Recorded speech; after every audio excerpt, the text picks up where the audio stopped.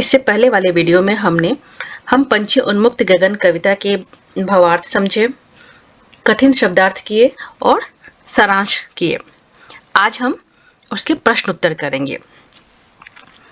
जो आपके NCERT book जो है क्लास 7th की, उसमें जो हिंदी का जो पहला पाठ है हम पंछी उन्मुक्त गगन के, उसमें जो प्रश्न दिए हुए हैं वो आज हम करेंगे। तो कविता से पहला प्रश्न है उसका कि हर तरह की सुख सुविधाएं पाकर भी पक्षी पिंजरे में बंद क्यों नहीं रहना चाहते। पंछी के माध्यम से कवि ने आजादी की बात की है कि आजादी जो है सबको प्रिय होती है और हमें पंछियों को पिंजरे में नहीं रखना चाहिए। तो ये पहला प्रश्न है, हर तरह की सुख सुविधाएं पाकर भी पक्षी पिंजरे में बंद क्यों नहीं रहना चाहते। तो उसका उत्तर होगा कि हर प्रकार की सुख सुविधाएं पाकर भी पक्षी पिंजरे में बंद नहीं रहना चाहते, क्योंकि उन्हें वहां उड़ने की आजादी नहीं है।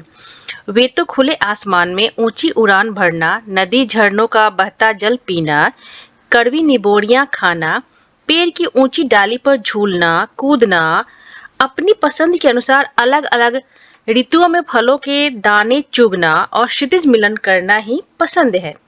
यही कारण है कि हर तरह की सुख सुविधाओं को पाकर भी पक्षी पिंजरे में बंद नहीं रहना चाहते। अगला प्रश्न है, पक्षी उन्मुक्त रहकर अपनी कौन कौन सी इच्छाएं पूरी करना चाहते हैं।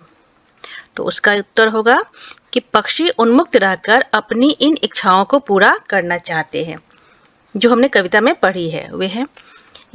वे खुले आसमान में उड़ना चाहते हैं, वे अपनी गति से उड़ान भरना चाहते हैं, नदी झरनों का बहता जल पीना चाहते हैं, नीम के पेड़ की कड़वी निबोड़ियां खाना चाहते हैं, पेड़ की सब ऊंची फुनगी, सब नहीं यहाँ सबसे होगा, ये गलत है, यहाँ इसको ठीक कर लीजिएगा।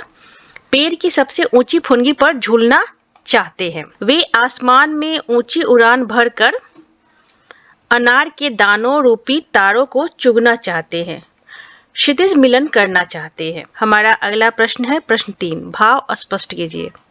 मतलब जो लाइन दी हुई है उसके भाव बताइए कि वो लाइन में कवि क्या कहना चाहते हैं।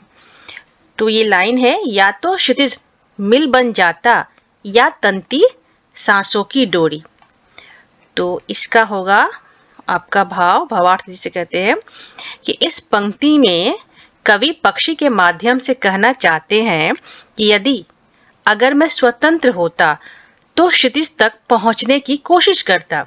मैं अपने छोटे पंखों से उड़कर या तो क्षितिज तक पहुंच जाता या फिर उड़ते उड़ते मेरा जीवन समाप्त हो जाता। अब है उसमें दिया है कविता से आगे, तो उसके भी प्रश्न हम देख लेते हैं।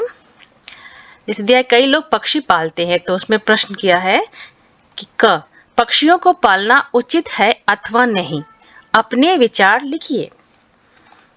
तो इसका उत्तर होगा कि हमारे अनुसार पक्षियों को पालना ठीक नहीं है, क्योंकि इससे उनकी आजादी छिन जाती है, उनकी इच्छाएं और सपने दब जाते हैं। इसलिए पक्षियों को खुला छोड़ना चाहिए ताकि वे प्रकृति में स्वतंत्र रहकर खुश रह सके। दूसरा है हमारा ख में क्या प्रश्न किया देखते हैं। क्या आपने या आपकी जानकारी में किसी ने कभी कोई पक्षी पाला है? उसकी देखरेख किस प्रकार की जाती होगी, लिखिए। तो इसका उत्तर होगा हमारा ये, हाँ, मैंने एक दोस्त को पक्षी पालते देखा है। वह पक्षी को साफ पिंजरे में रखता था, उसे रोज ताजा पानी और दाना देता था, पक्षी को खुली हवा और धूप में भी रखता था, बीमारी होने पर डॉक्टर को दिखाता था। वो पक्षी का बहुत ध्यान रखता था। हमारा प्रश्न 2 है,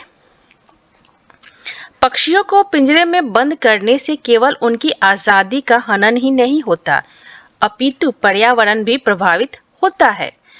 इस विषय पर 10 पंक्तियों में अपने विचार लिखिए।